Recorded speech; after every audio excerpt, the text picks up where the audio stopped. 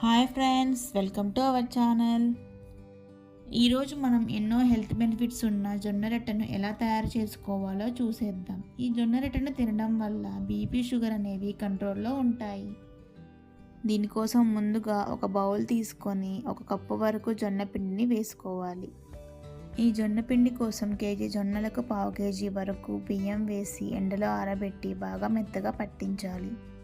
తరువాత ఈ పిండిలో కొద్దిగా హాట్ వాటర్ వేసుకుంటూ మరీ మెత్తగా కాకుండా మరీ గట్టిగా కాకుండా కలుపుకోవాలి.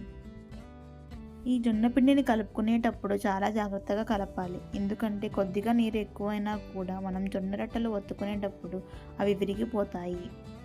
పిండిని బాగా కలుపుకున్న తర్వాత చేతికి కొద్దిగా ఆయిల్ రాసుకొని ఉన్న పిండిని అంతా ఒక ముద్దలా చేసి 3 పార్ట్స్గా చేసుకోండి.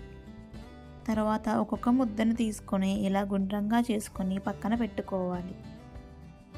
ఇలా మొత్తం పిండిని ముద్దలుగా చేసుకొని పక్కన పెట్టుకున్న తర్వాత ఒక ప్లాస్టిక్ కవర్ తీసుకొని దాన్ని కట్ చేసుకొని కొద్దిగా ఆయిల్ రాసుకుంటూ మనం ముందుగా తయారు చేసి పెట్టుకున్న పిండి ముద్దలను తీసుకొని ఇలా గుండ్రంగా చేసుకుంటూ చిన్నగా చేతితో ఒత్తుకుంటూ పెద్దగా చేసుకోవాలి.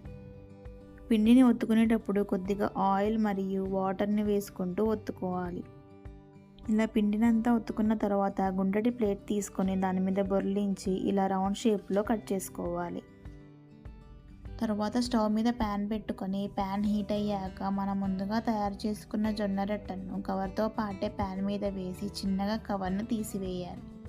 తర్వాత లో ఫ్లేమ్లో 2 వైపులా కాల్చుకున్న తర్వాత మనకు నచ్చిన కర్రీతో సర్వ్ చేసుకోవడమే. అది వెజ్ అయినా నాన్ వెజ్ అయినా చాలా బాగుంటుంది. మీకు ఏ రెసిపీ కావాలో అది కామెంట్స్లో చెప్పండి.